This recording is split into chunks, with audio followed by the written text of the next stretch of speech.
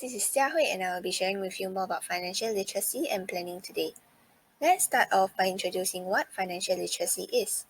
Financial literacy is a person's ability to make good judgments and also make effective decisions when managing his or her finances. There are 3 tiers of financial literacy. The first tier is basic money management. This includes having the skills in budgeting and saving, as well as using credits responsibly. The second tier is financial planning, where one has the skills and knowledge to plan for long-term financial needs like setting up a business, for example. The last tier is investment know-how. In this tier, one would have the knowledge about different investment products and the skills for investing. This is the Money Sense Core Financial Capabilities Framework, and it includes 5 core financial capabilities. These capabilities will enable you to apply your knowledge and skills across the 3 tiers of financial literacy when you're making your financial decisions. Now, let's go through the 5 capabilities.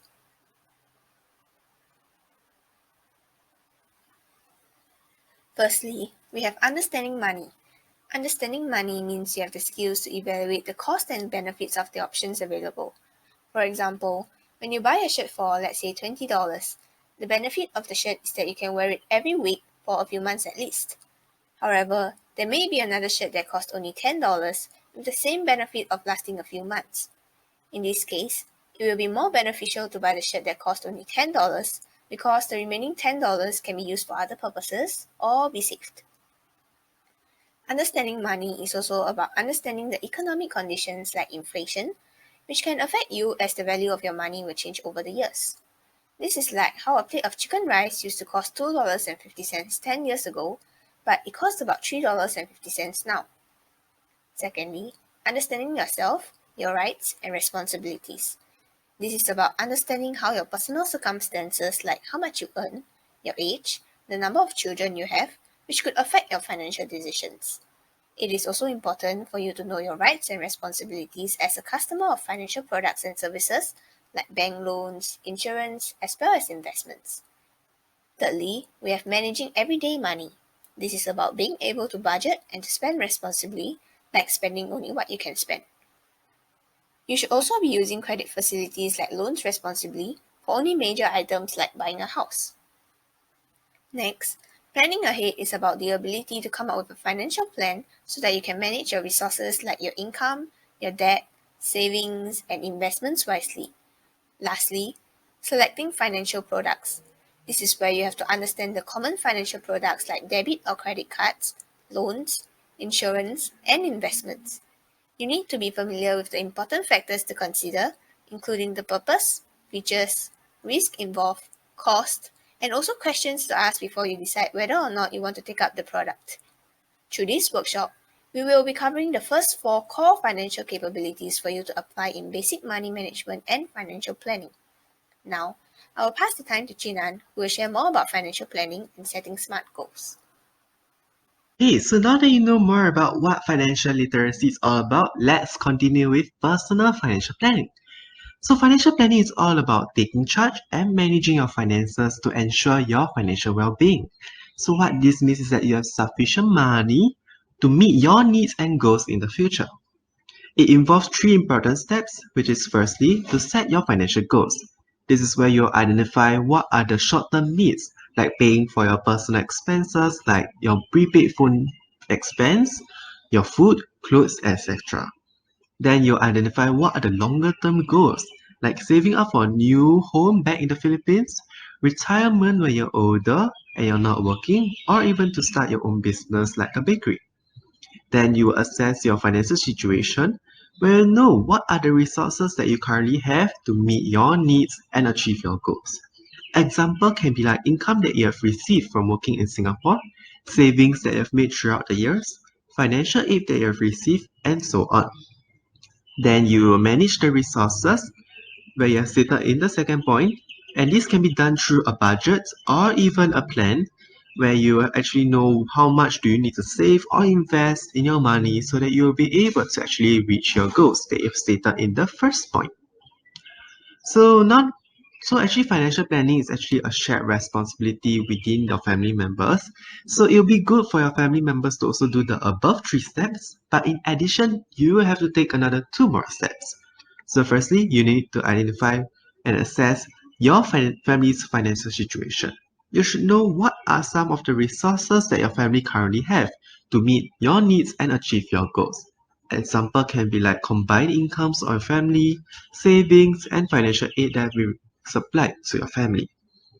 Then you'll manage your family's resources where you actually use budgeting and planning for their savings and investments so that you will be able to actually achieve your goals. It is similar to the third point, but in this case, it will be your family's resources. So now that we're done with financial planning, we'll go in depth to the first point, which is setting your financial goals.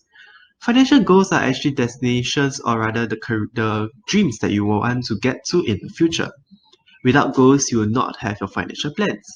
So you should create a list of goals which can like include the following, like buying a new house, a shop, or land. It can also to be paying for your children's education or to start a business like a bakery. So your financial goals need to be smart, SMART, specific. It should be detailed, and you should know, like for example, if you're paying for your children's education, how long of the education are you going to support? Maybe 3 years of university? Measurable. How much do you need? Maybe each university tuition fee for 1 year is pesos 250,000, which is about Singapore dollars 6,666. Achievable. Given your current income and your spending levels, can you achieve your plan and goals? Is it something that you'll be able to get it in the future? Relevant. Are the goals in line with your life purpose? Is it important to your life?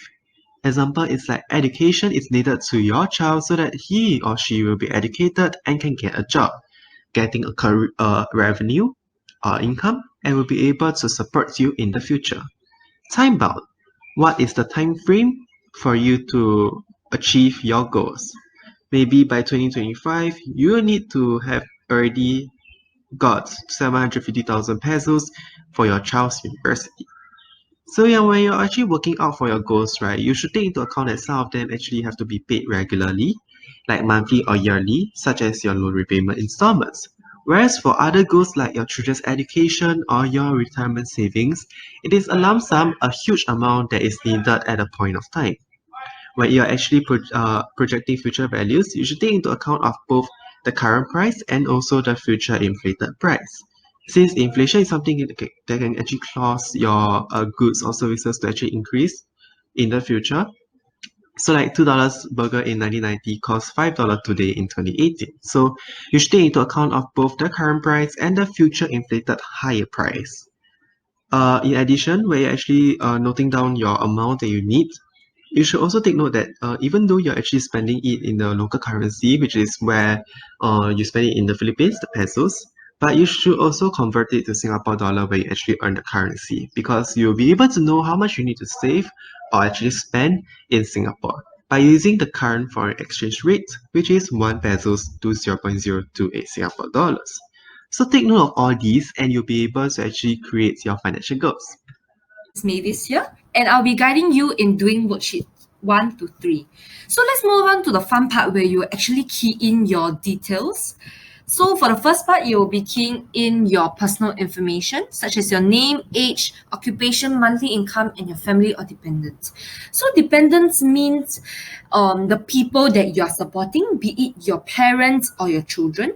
So you just write down their name, your relationship, whether it's your son, daughter, mother, or your father, your age, their age, occupation, and their monthly income. Like if they have a part-time job, then you just write down their monthly income here. And then moving on to the next section, we have financial goals.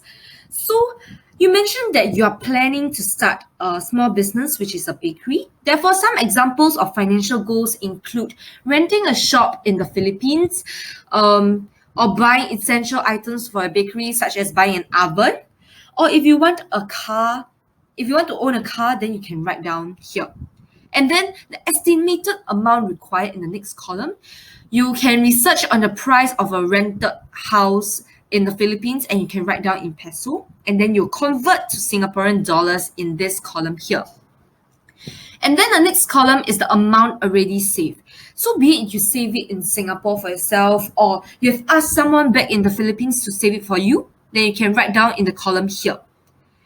And then the next one is the total savings required. So in order to calculate this, you take this amount here minus this amount here, like you subtract it to get this total savings required.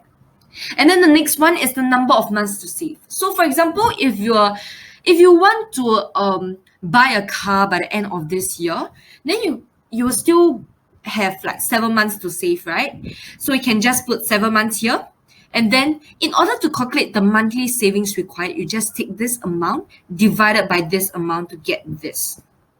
And then you add everything up together to find your total monthly savings required. Then after finding this amount, you can input it in worksheet 6, which is monthly budget, in the next few pages. And then flipping on to the next page, we have understanding your personal financial situation. So in this section, you will be listing your personal assets and also your personal liabilities to determine your net worth. Net worth means your value. So here are the examples of assets and liabilities. Assets are the things that you own, like be it a car or your house or your property. And then liabilities are things that you owe to other people, that you have to pay to other people. Yeah. And then if there are some assets or liabilities that you share with your family members or your siblings, you can take just a percentage of the amount and just list it in the box here below. So I'll be moving on to here. This is the template for worksheet 2, where you'll be listing down your assets and liabilities. So assets, you can, like I mentioned, you can write down your car, your property, your house, or your jewelry at home. And then if it's in Philippines, then you just write down the amount in peso and then you convert back to Singaporean dollars. But if you have an asset in Singapore right now, then you just state it in Singaporean dollars. Then you add all of this together, then you will just arrive at this amount right here. And then if there's pesos, then you also can write down under the total assets here. For liabilities, it's the same thing as assets. Liabilities, you will write down the things that you owe to people, such as like loans from banks or like any agent fees. Then here is the same as the assets part. Then in order to calculate net worth, you just take your total assets minus your total liabilities. So you take this amount minus this amount to get here. So if your final answer is positive, that means you're doing great and continue working towards it. However, if your amount is a negative number, then you have to take a look at it again and think whether you can improve on it or not. Yes. So moving on to the next page, we have spending pattern. So in order to understand your spending patterns, you have to track down your actual expenses for about 1 to 2 weeks. So expenses such as buying a meal from McDonald's or buying any clothes or bags from like when you go Bugis Street or anything, you can just write that down. And then you can download free mobile apps such as Spendy or Wally, where you can track your expenses as well. And then this will be worksheet 3, where this is the template where you will just write down your expenses. So let me tell you more about a need and a want. So a need is something that is necessary for survival, such as food or clothes that you have to wear.